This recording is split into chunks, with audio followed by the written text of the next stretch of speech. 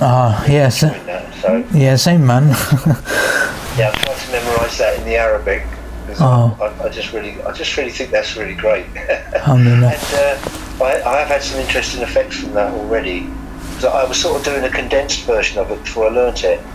And I've applied it to Allah giving me the right sight to read the Quran, and the ears to hear it, and the lips to speak it, and it's really helped on my studying. It really has. It's an hour and a half the other day. Didn't realise how long I've been doing it for. It's been really good. MashaAllah. That's really good, man. Yeah, I think most of the people have noticed the effects in terms of studying. I think that's very often one of the best ways to actually get started very often, because whether it's studying as in for your classes at school or university or whatever, or even just studying alongside work, any kind of training that you're doing, but even apart from that, a lot of times when we think of studying, we think of actually like learning the Quran, learning about Islam, and regardless of where you use it, I think it's really, really useful when you use dua for that, because one of the main things that will come to your mind is how much you just need to kind of bring your attention there, and be present with the thing you're trying to study, as opposed to trying to like ram it into your head so much. So I think that's really useful there. Anyway, so what we're going to do today is we're going to look a little bit at taqwa and why it's important, and how it affects our belief system. And in reality, what we're going to mainly kind of focus on today is how the spiritual exercises which we do, and what kind of benefits they give us. Yeah, so we'll have a look at what spiritual exercises we do, and then we'll take a look at what benefits they give us. So we've got things like surrender, contentment, and beliefs. And after we do that, then we'll come on to the third point, which is we're going to look at some empowering questions. So we've done this before, where we look through some questions which help us, the right questions for us to ask. So those are really useful. Then after that, we'll do 2 exercises for gratitude, and then finally we'll recite some Quran and probably do some du'as at the end, inshallah. So starting with this slide here, which is just realizing that, so I want you guys to give me some examples of spiritual activities. What are some examples of spiritual activities? Anything that comes to mind. You can put it in the chat, or you can unmute yourself. And so Ian's already said salah. Ian always wins, man. He beats everyone, innit? He's gonna do the whole list, I think. Anyone else? Is anyone else like aware of any spiritual activities that we do? So Ian's already put salah and dua, which I think are probably the most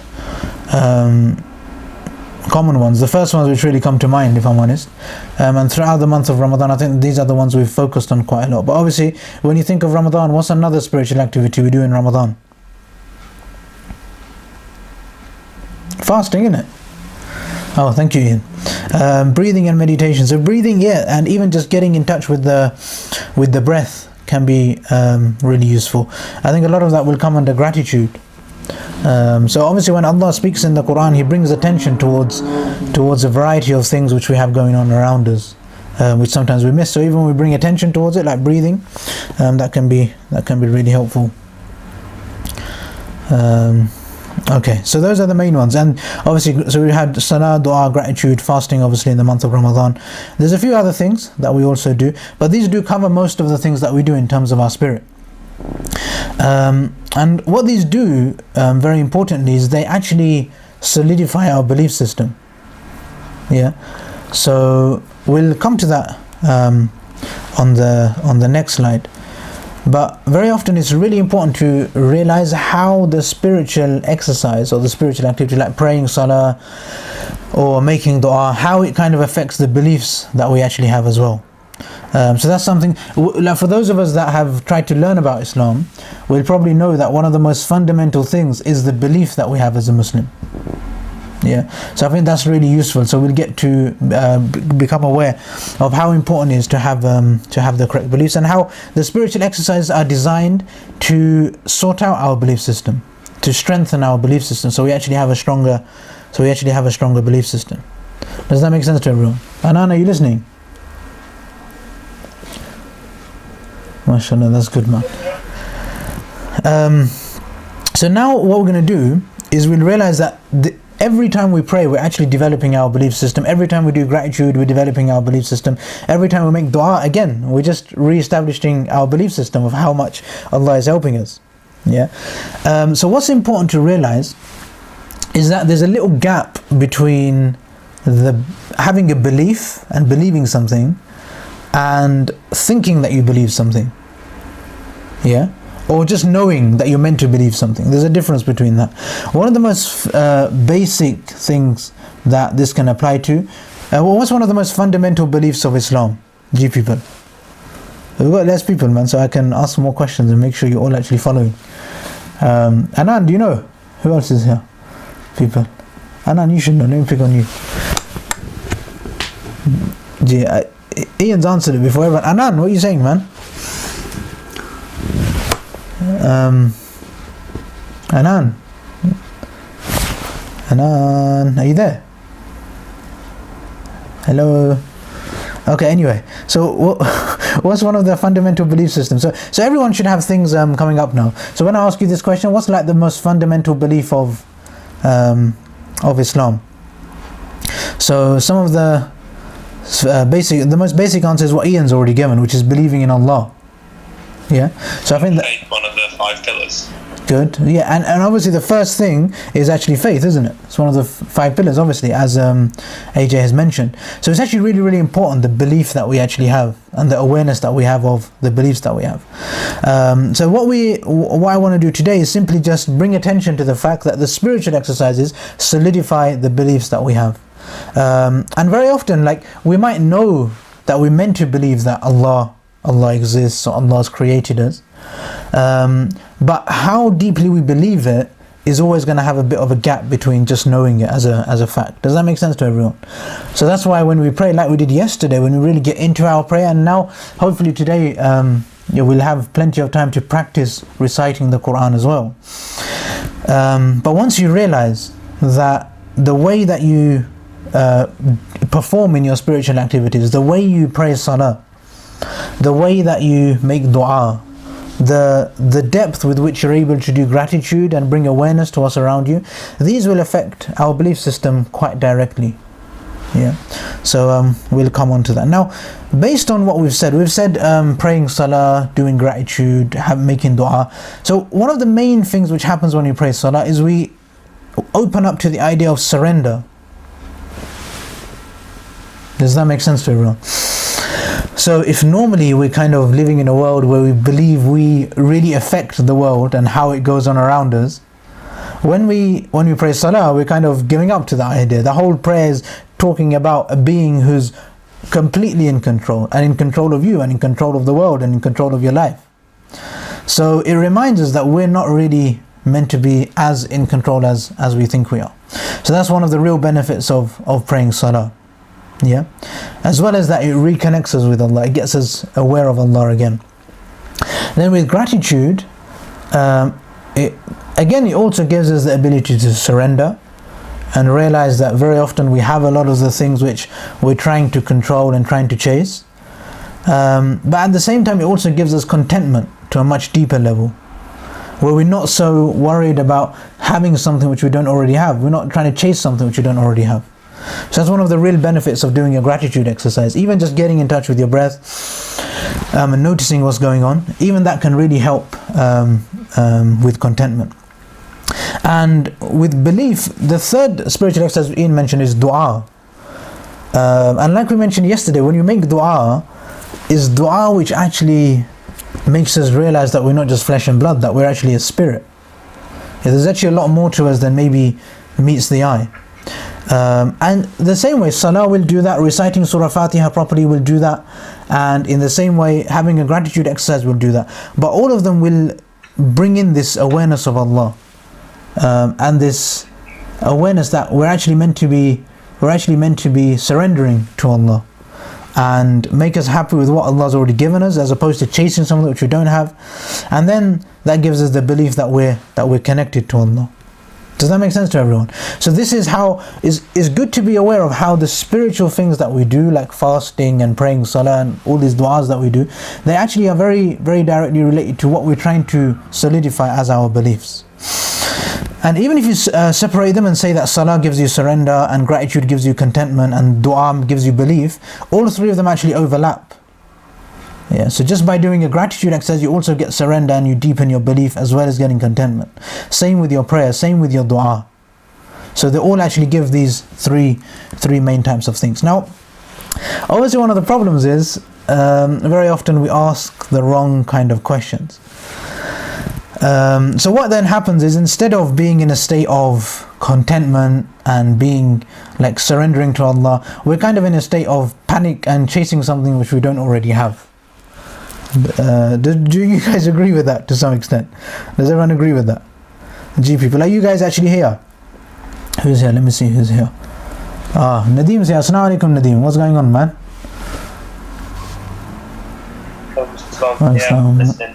Murad Ali's here as well. Sisters are here as well. Very good. Alhamdulillah. Okay. So it's very important. Yes, I agree. MashaAllah, everyone agrees.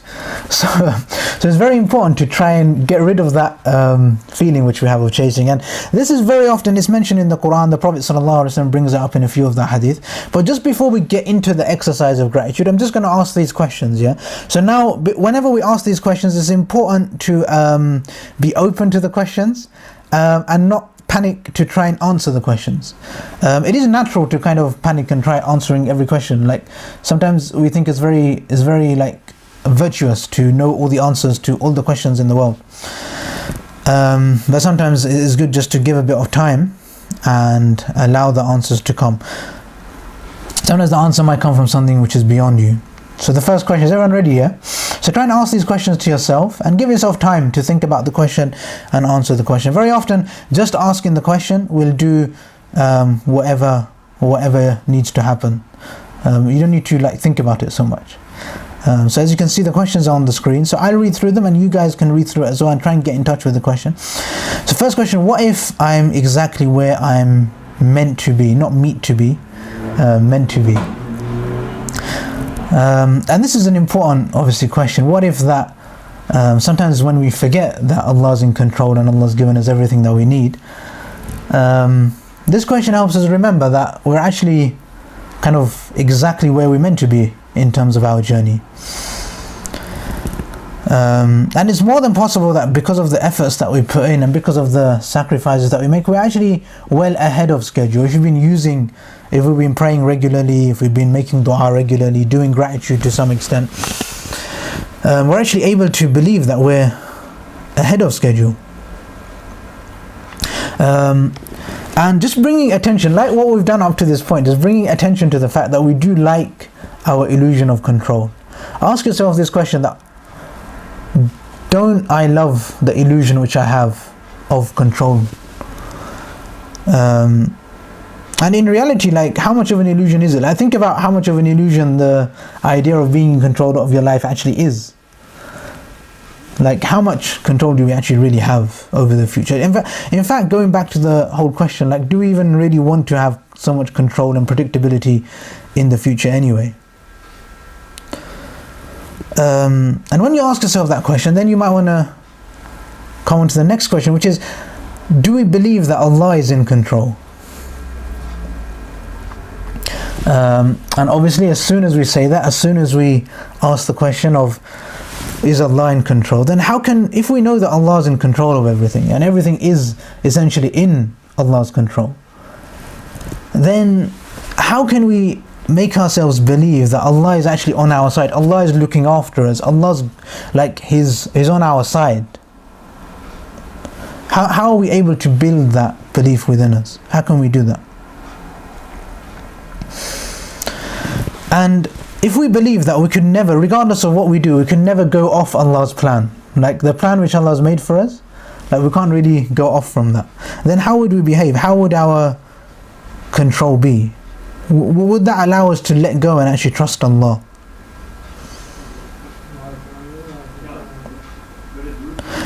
And good, just bringing more awareness again back to the illusion that we have of control. And now, even if we think we're in control, what if Allah will always guide me?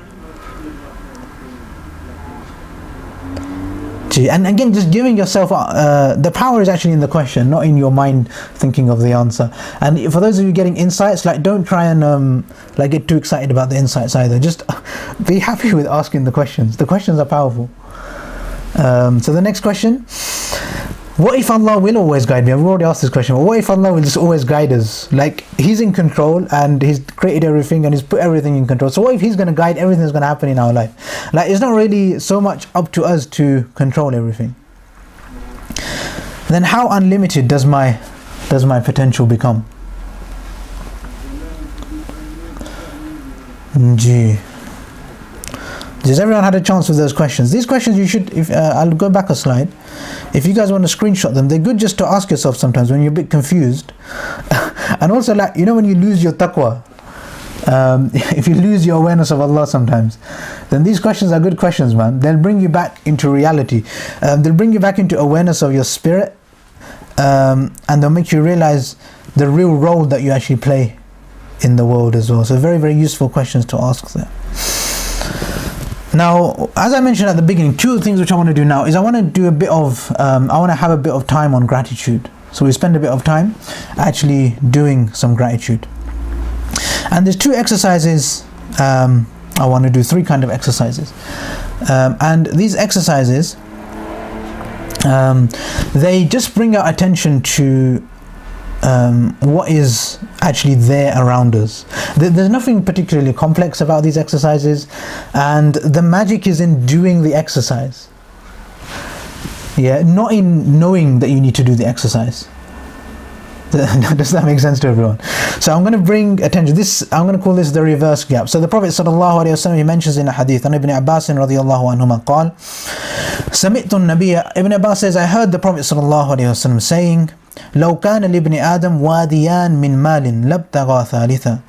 That if a human being had two valleys of wealth, he would desire that he would have a third valley. ولا يملأ جوف ابن آدم إلا التراب. And he will never be able to attain contentment. Like, a human being never really gets contentment until he enters the grave. Like, the only thing which really truly fills him up is when he goes into the grave. So the Prophet ﷺ here, he describes a syndrome which is very, very prevalent in human beings, which is that we tend to look beyond what we actually have. So the Prophet ﷺ says that you'll actually be sitting on valleys of gold. You'll have two valleys of wealth. But despite having that, you'll still be chasing a third one. You'll be chasing something beyond yourself. So we don't notice what we have. This is the problem that we have. We don't notice what's good. We don't notice what's going on. So nowadays what happens then, it's very easy to find yourself in a state where you're chasing something which you don't have. And then if you do that for your whole life, you're just perpetually chasing something which you don't have. So what I want to do is just try the opposite. So now take a deep look at this hadith of the Prophet ﷺ. He says that even if you had two valleys of wealth, so just try and understand yourself as somebody who has two valleys of wealth, not somebody who doesn't have anything and needs to attain everything that you want. Consider yourself to be the person who has everything that you need, and try and make a list of those things. So just like now, sometimes we're in a state where we think we want something, where we're trying to chase something, and there might be things on our list of things which we want, or whatever there might be. So think of that list. Actually, let's start with that list. What is that thing that if only this happened, then my life would be perfect? Think of those things. What are the things that if they happen, then our life would be perfect? That maybe if we could get a certain income. Maybe for those of you that are a bit more spiritually inclined, like if you could learn a certain amount of the Quran by heart. If you could have a certain amount of taqwa, seeing as we're kind of on a spiritual mission here, like for those of us that have plans that we want to be connected to Allah, this even applies here. Sometimes we become so desperate to connect with Allah that we kind of fall out of touch with how connected to Allah we already are. And like I mentioned, the resonating with what you want is very important. So we have to be in touch with what it is that we have. So now, instead of thinking that I want to have this much taqwa, I want to have this much money, I want to have X, Y, and Z, forget what you want and think of what it is that once upon a time you wanted. Let's go into the past. Once upon a time there were things that you wished you had, and at the time you thought, if I had this thing I'd be so happy, and then when we got it we completely forgot about it. So what is it that you have right now which once upon a time you were so desperate for? For those of you that are married, you don't have to ask too many questions. I'm sure there's a long period of your life where you're thinking, I wish I could get married, I wish I could have a wife or a husband. For those of you that have kids, think of the time before you had kids. For those of you that have an income, have a job, or had an income from a job, notice that. For those of you that kind of at one point were chasing GCSEs, maybe like Anan is now, like your whole life evolves around getting enough GCSEs so that you can get onto college and then go on this whole rat race of life, and then go on to the next thing and then forget what you had before. Let's bring attention to the things which you thought at one point, which wouldn't it be lovely if I had these things? And then alhamdulillah you went on to get those things. Maybe it was a GCSE, maybe it was a student loan, maybe it was income, maybe it was a job, maybe it was a child, maybe it was a spouse, maybe it was just a certain connection with Allah, maybe it was the ability to actually organize your life, like have a to-do list, wake up on time, maybe it was to be able to concentrate in your prayers. But whatever it is, at one point there was you had none of this. Like you were kind of thinking, maybe it's even a car, like being able to drive your own car. I'm sure all of us at one point were very excited before we had our first car. And think of these things which now at one point we were so excited about, we were desperate for them, we were chasing them. Like, if I have a car, everything will be sorted. If I have an income, everything will be sorted. If I get married, everything will be sorted. If I get kids, everything will be sorted. Remember that time. And now think of yourself today and think of how we're just chasing something else in the future. So instead of chasing something else in the future, what I want you to try and make a list of is those things which at once upon a time you were chasing and today you have them. Does that make sense? Gee, all of us as babies, we're all trying to walk. For those of you that are thinking, we all wanted to be able to talk and so many things. What is it that we're actually proud of that we're able to do at the moment? And this is an important question. So ask yourself, what is it that you're proud of that you have right now? What are you lucky to have in your life right now? Good, and that's something I definitely recommend writing down. So maybe look back 2 years ago, something you didn't have 2 months ago, you didn't have, and what you do have now, and start making a list of these things. And even if you do this for 2 minutes every day, you'll end up with a list of 5 or 10 things every single day. And then after a few weeks, you'll have like a whole host of things. You'll have so many things on your list. Then you can start working on this list and pick out the things which keep coming up, the biggest things, and use that as a list to actually ponder over and think about what's going on. So that's one hadith. That's the first hadith where the Prophet ﷺ explains this syndrome where we tend to run after things which we don't have. And then there's another advice which the Prophet ﷺ he gives here, where he says, the hadith starts here, "Unzuru ila man huwa asfala minkum." That the Prophet ﷺ mentions that take a look at those people who have less than you, who are of lower status than you. People in maybe third world countries, for those of us that live in the UK, people who have anxiety over where their next meal's coming from, who have to worry about shelter, who have to worry about whether or not a bomb's about to go off in their house next door, whether or not somebody's going to try and shoot them because they're from a certain religion. So the Prophet ﷺ says, "Unzuru ila man huwa asfala minkum." Take a look at those people who have more worries than you. وَلَا تَنْظُرُوا إِلَى مَنْ هُوَ فَوْقَكُمْ. And don't obsess so much over the people who you always end up comparing yourself with. So don't compare yourself so much to the people who you think that you want to be like. وَلَا تَنْظُرُوا إِلَى مَنْ هُوَ فَوْقَكُمْ. Don't look at those people who have more than you, as if that's where you want to be. فَهُوَ أَجْدَرُ. Having this mindset, أجدر, it means that it's more likely لا تزدروا نعمة الله, that it means that it's more likely that you won't belittle the blessings of Allah in your life. So the Prophet said, just to repeat the hadith, look at those who have less than you. Don't compare yourself with those who have more than you. And having this mindset would mean that it's more likely that you won't belittle the blessings of Allah. So again, writing down really helps. So paying attention to those who are less fortunate and think how much you do have. Think what is going right. And this is a really important exercise. And it's not so much just knowing that you're meant to do this. Because what very often happens sometimes is when we do a gratitude exercise, we think, oh yeah, I need to do gratitude. I need to know that I've got this. But that's not actually the point. The point is very often to recite the Quran and bring your attention to the things Allah brings your attention towards. Your blessings, the things which are going right, and spend some time with them. And some people feel uncomfortable here. Like, oh, I should be happy for being a father, or I should be happy for being a husband or a spouse, or a mother in many of your cases. Like, why should I be happy for that? This is just, well, you should be happy for it because it's something which you really, really want to have.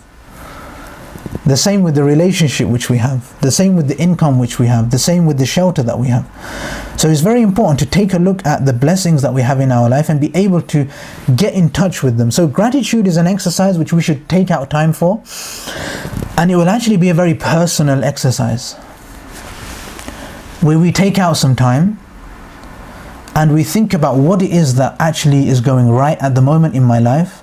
What am I happy for? What am I glad about? And try and write those things down. And this trying, this hard work, this bit of pain which we have here, we don't like doing this usually. This is where we actually learn about how we can be grateful. Gee, does that make sense to everyone? Does anyone want to say anything? Does anyone want to contribute to the discussion here? Or does anyone want to, I don't know, man. Has anyone got any questions? That's what or should we just move on? Everyone's happy, yeah? That's good, man. That's good. It's good to have everyone happy, man. Yeah. So what I want to move on to is this next little slide, which is our blessings. Yeah. So bringing a bit of attention to our blessings. Yeah. So now I just want you to think, when was the last time when you had to worry? So let's act upon this hadith, that look at people who are below you. So let's look at somebody in Syria, maybe in Afghanistan, maybe in Palestine, who kind of, like, there's no reason for them not to worry about when the next bomb's going to go off around them. When are they going to lose their next family member? And they have no idea where their next meal is going to come from. So I just want you to ask yourself, when was the last time you had to worry about a bomb going off next to you? When was the last time you had to worry about food? Like, when was the last time you had to be really anxious about about where your next meal is going to come from? When was the last time you really had to worry about, whether or not you're going to have a roof over your head? And when was the last time that you had to worry about whether or not you'd have enough clothes to cover your body when you wanted to go out? Or you just wanted to look presentable just to go to meet some friends? When was the last time you had to worry about whether or not you had clean clothes to be able to go out?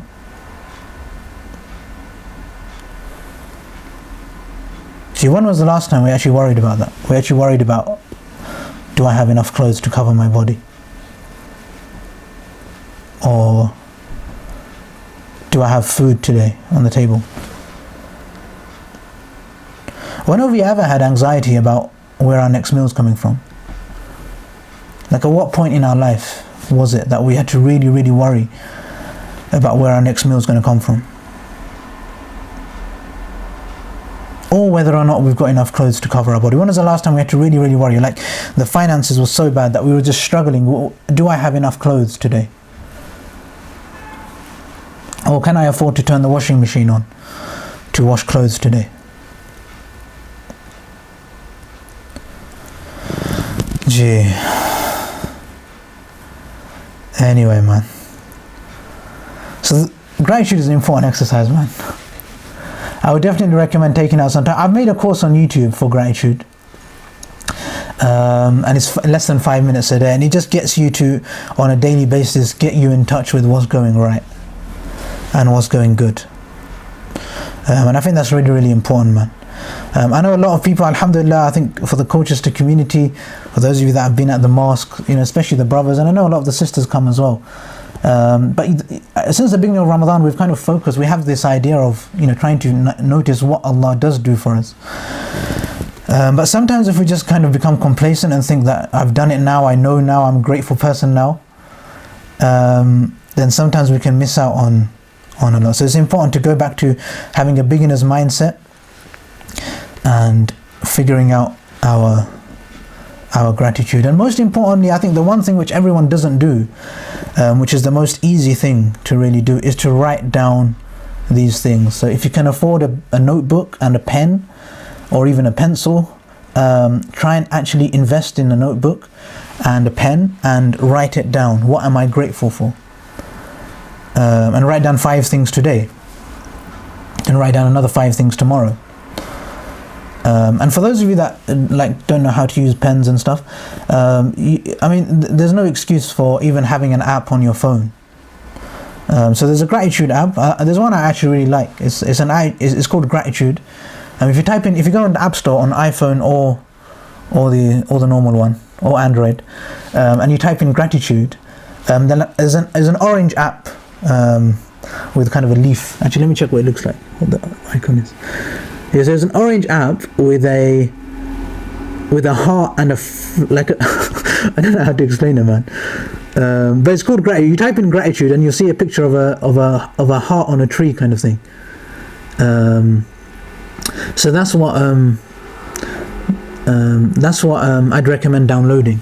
And once you've got the app, then every day just try and write something inside, so that you're actually able to develop this quality. This is a spiritual exercise, and for those of you that understand Arabic, you can just recite the Quran and just say Alhamdulillahi Rabbil Alameen, for example, and that will have the same effect. But for those of us that don't understand Arabic very deeply and who kind of struggle with really internalizing, when we read the Quran, we don't always go too deep on it. We very often when we read Quran, we're kind of running away from it. So that's why I definitely recommend an English exercise for gratitude for everyone who doesn't have Arabic as a first language. But anyway, man, how was that? Any questions from anyone? Anyone want to share anything? Gee, people. MashaAllah, wa alaikum salam, Madu. Very good to have you here. Very grounding questions, says AJ. Yes, very true, man. Anyone else want to say anything, or shall we just move on? Qasim, man. It'd be nice if you guys give some insights as well, man. So I know that you guys are listening and stuff. But anyway, man, inshallah, we'll recite some Quran then, inshallah. And then I just want to send, just while you guys just make sure you sort your breathing out for a minute. I'm just going to get a link for myself. So just make sure you're breathing properly, and just notice where your breath is, if you can. Okay, is everyone there? So, A'udhu billahi. So now what I want to do today is just try and read these without forcing them too much. So try and relax into the parts of the body where they come from. So, and then there's ayn, which comes from the throat. So try and notice the throat. Throat should be relatively relaxed. Remember to breathe. And make that sound a lot, because it's a hard sound. Softly. Good. You should get comfortable with the ayn sound, yeah? Notice the throat should be relaxed. No tension there. Gee, is everyone practicing? Good. So now we've got the ayn. Now we're going to make the o sound. O.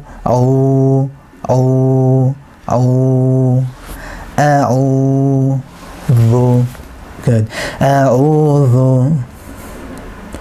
Good. And just for everyone's information, it takes the practice, it takes the concentration. To get it better and to get more control, it just means that you'll have to just focus on the letter, and every time. A'udhu billahi. A'udhu billahi minash shaytanir rajim. So Good, so this is protection from shaitan who is cursed. من الشيطان الرجيم أعوذ بالله من الشيطان الرجيم.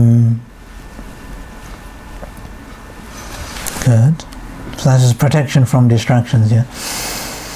بسم الله الرحمن الرحيم.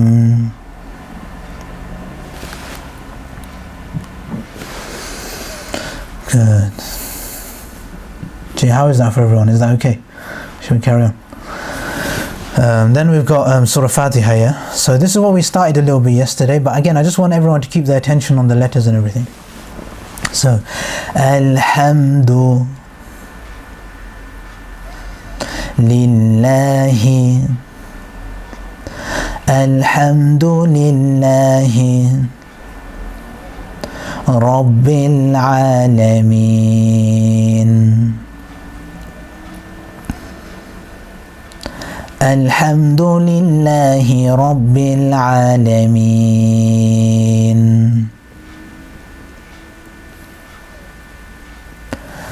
Alhamdu Lillahi Rabbil Alameen. Good. And the key thing is just trying to keep your attention on the letters, not losing your focus from beginning to end. So most people will struggle to keep focus for that whole 3 or 4 seconds because we're not used to really focusing much. We live in a very fast-paced world. So you just have to slow down, remember to breathe, and then when you come onto the first syllable, Alhamdulillahi, try and go through the syllables as opposed to just basing it on what you know. So follow through on the Arabic. Alhamdulillahi Rabbil Alameen.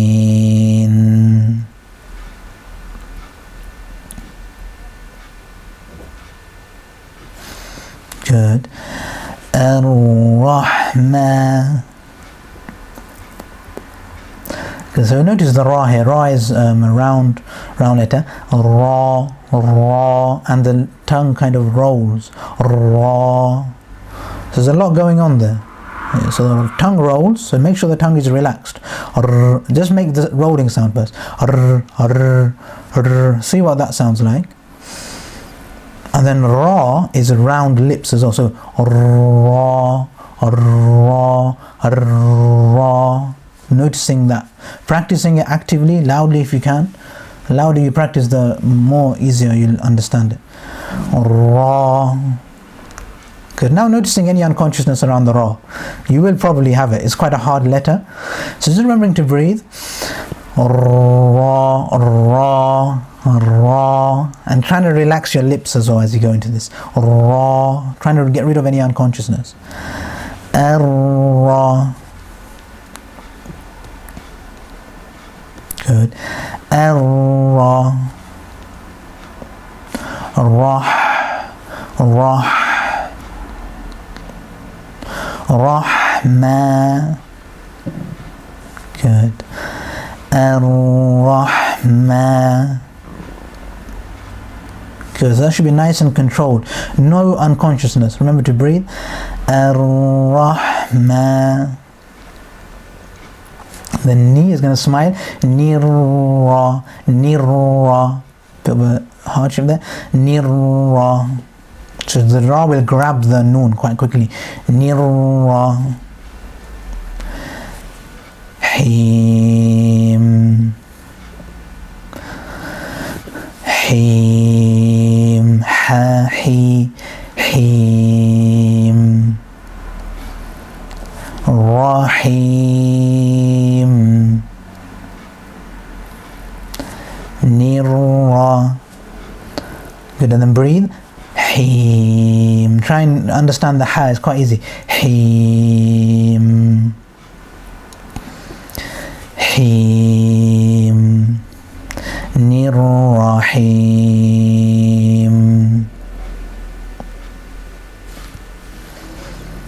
Ar-Rahmanir-Rahim.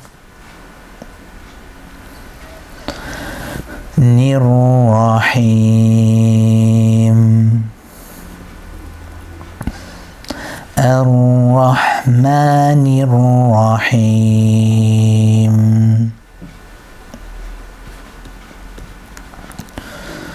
Good, mashallah. How was that?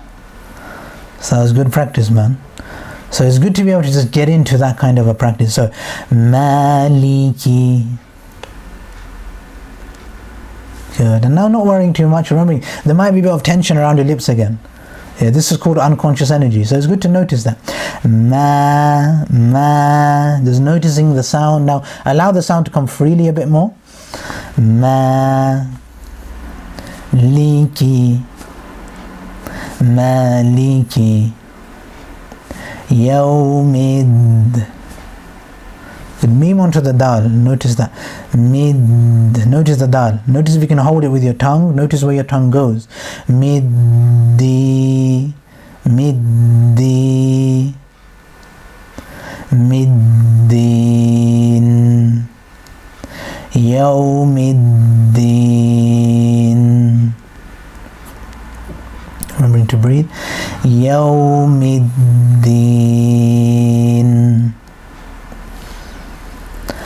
Maliki Yawmid.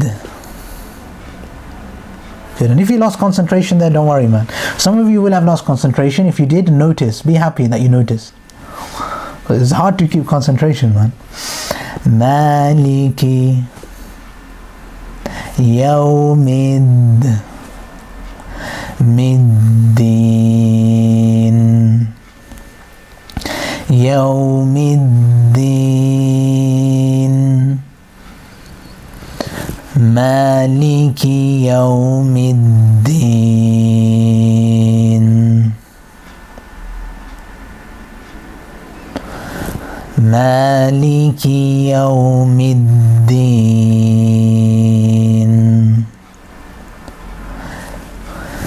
Middin. Middin. Yawmiddin.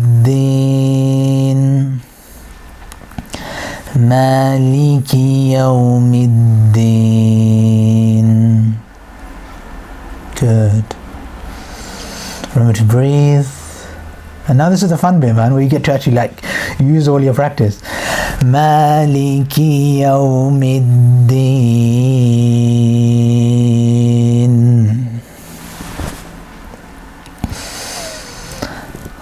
Ar-Rahmanir Rahim.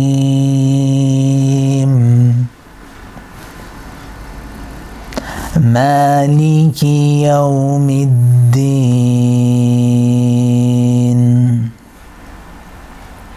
Good. Iyaka. Holding the ya has got shadda. Iyaka na'budu. Iyaka na'budu. Wa iyaka nasta'in. إياك نعبد وإياك نستعين.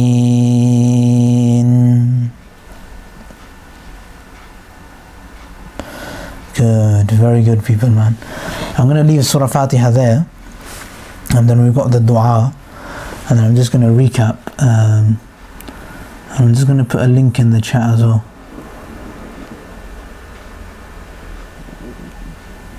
So I want to send it to everyone. Let me just put it in the chat. So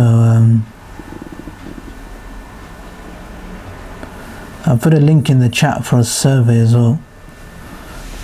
So after we've finished, I just want to ask everyone, if you guys can, there's a very short survey which I've put in there, Survey Monkey. And if you can, I'm just going to leave about 2 or 3 minutes at the end. So if you can just give 2 or 3 minutes to filling in that survey. So it's going to be based on how many ever lessons you've attended this year in Ramadan.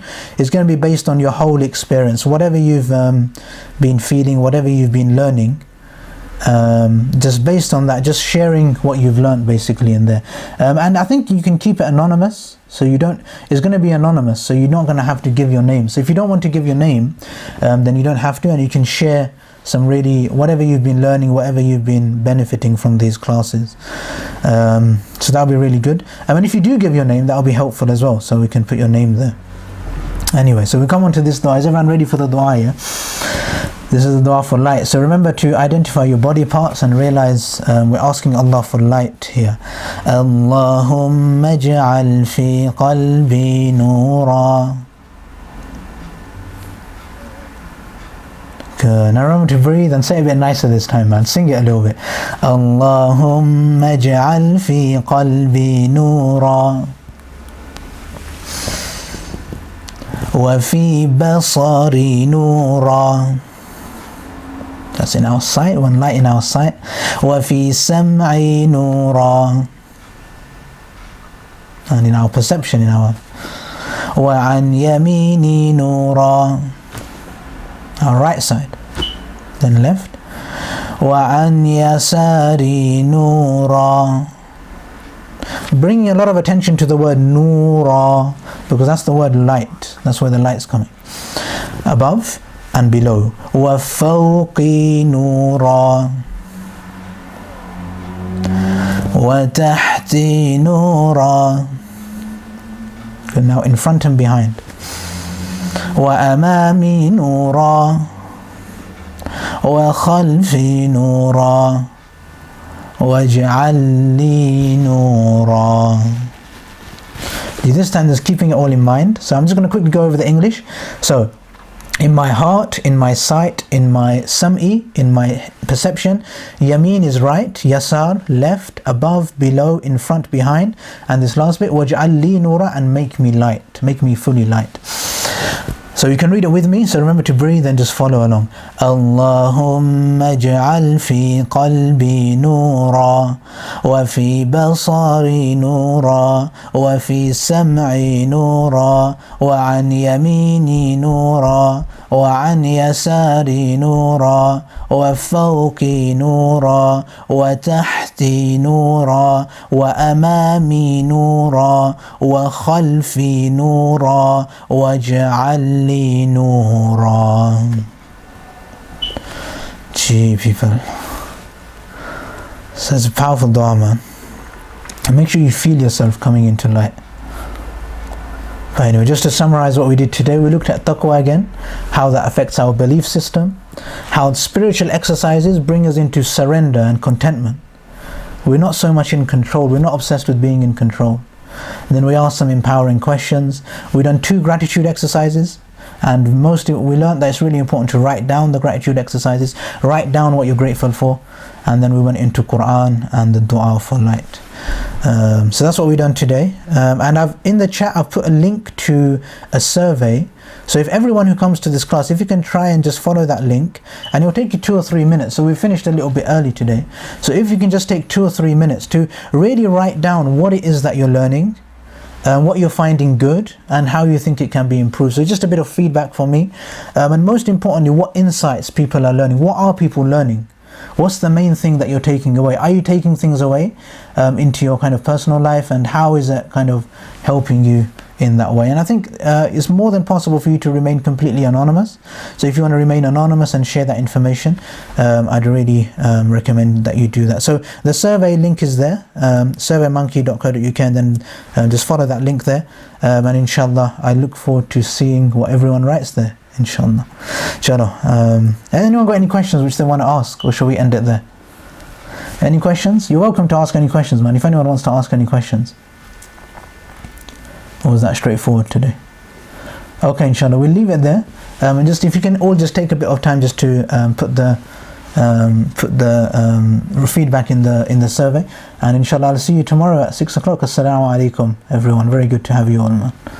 Wa alaikum salam, Nabi. Wa alaikum salam. Wa alaikum salam. Good to have you all, man. Alhamdulillah. It's nice when you all come.